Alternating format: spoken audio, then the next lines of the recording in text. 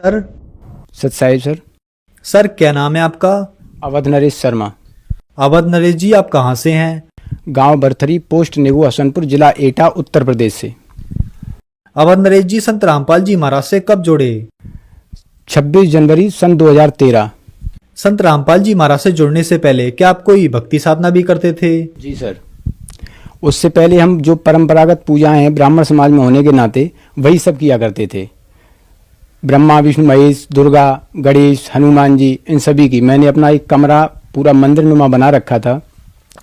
उसके अंदर सभी की फोटो लगा रखी थी और वहाँ पर मैं वही पूजा किया करता था।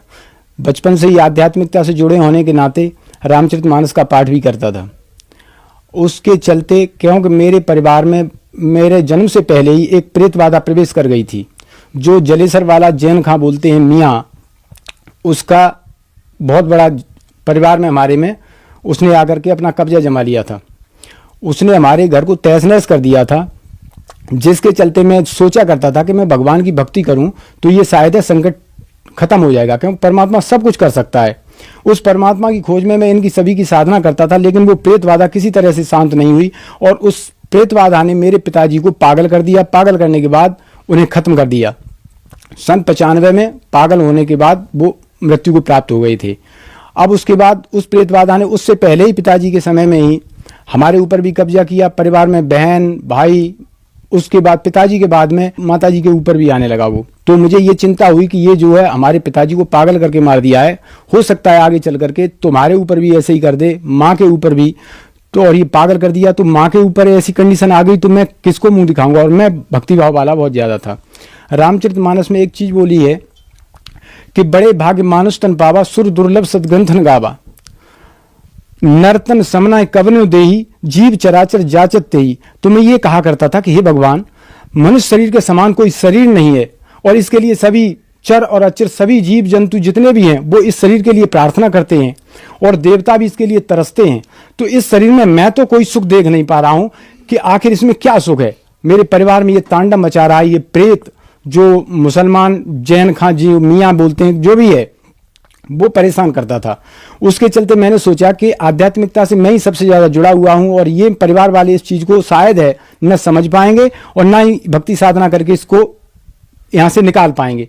तो मैं सिद्ध पुरुषों के पास जाना आना, हरिद्वार जाना, ऋषिकेश जाना, नीलकंठ पे और ये अपना पूर्णागिरी सब जगह जाता था। नीम करोरी, बहुत से कहते हैं हनुमान जी, उसमें एक हनुमान चालीसा में चौपाई है, भूत पिशाच निकट नहीं आवे, महावीर जब नाम सुनावे।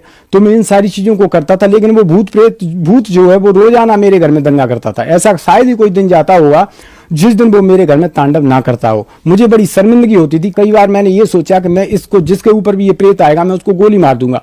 तो मैंने ऐसा ही किया। एक बार मैंने राइफल को लोड किया और मेरी बहन थी जो मेरे से बड़ी थी, उनकी शादी हो चुकी थी, वो मेरे घर पे आई थी, उनके ऊपर ऐसे ही वो प्रेत बाधा प्रवेश कर गई और उसने अपना जिस तरह से जो कुछ भी बोलना था बोल रहा था। मैं सोच रहा था पर इधर आसपास वाले भी सुनते हैं तो मुझे शर्मिंदगी महसूस हुई। तो मैंने जो है राइफल लोड की और मैंने सामने जाके छत से और गोली दाग दी। गोली दाग दी, सभी लोग एकदम से, वो भूत भी गायब हो गया और सब लोग तितर बितर हो गए। उन्होंने मेरी राइफल को पकड़ा और उसके बाद मुझे शांत किया। तो मैं शर्मिंदा होता था और परमात्मा की खोज में रहता था। हर समय मैं ये सोचता था कि हे भगवान, ये क्या है जीवन, आज मैं हूं कल खत्म हो जाऊंगा, कहां से आया हूं, क्या मेरा उद्देश्य है। मैं इस चीज के लिए भटकता था, सोचता था। लेकिन कई संतों के पास गया, कुछ नहीं मिला। रामचरितमानस के माध्यम से जैसे बहुत से ये कहा करते हैं, कहीं पर भी चर्चा चलती थी तो वो कहते हैं यार ये वेद पुराण और ये सारी चीजें किसने लिखी हैं, ये हैं तो एक इंसान की लिखी हुई। लेकिन रामचरितमानस में कहा है उत्तरकांड में कि ये जो वेद पुराणों के ऊपर चौपाई है उसमें कि जो वेद और पुराणों की निंदा करते और उनको झूठा बताते वो कल्प एक एक कल्प तक नरकों में डाले जाते मनुष्य त्यागने के बाद में। तो मैं इस चीज को सोच करके भी थोड़ा सा आध्यात्मिकता से सोचता था कि नहीं भाई, मुझे ये गलती, मुझे तो परमात्मा के विधान को मानना है। इस चीज को मानता रहा बराबर, ठीक है।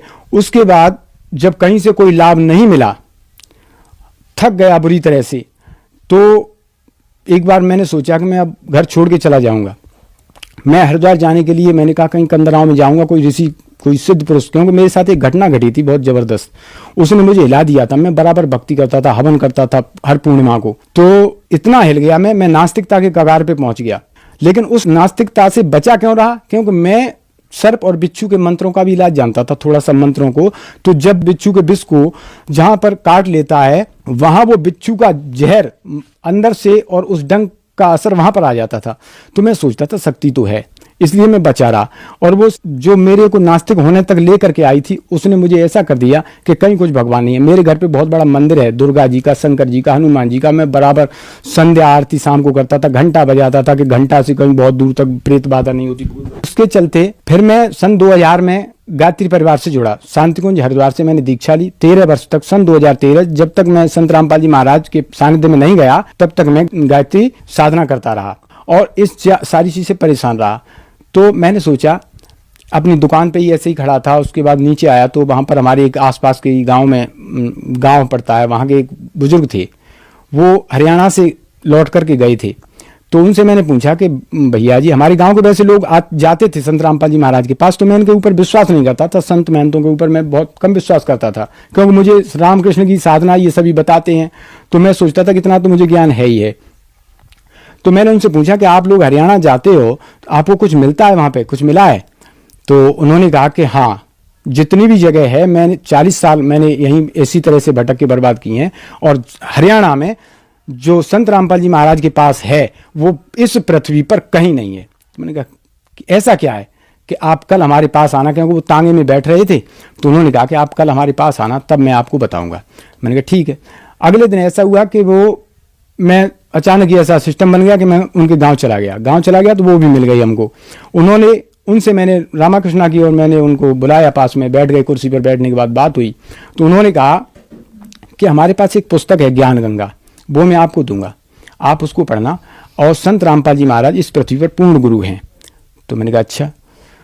तो उन्होंने फिर उसके बाद मुझे ज्ञान गंगा पुस्तक दी। ज्ञान गंगा पुस्तक देने के बाद जब मैंने उस पुस्तक को घर पे आकर के देखा, उस पुस्तक को पढ़ा, तो उसमें सारे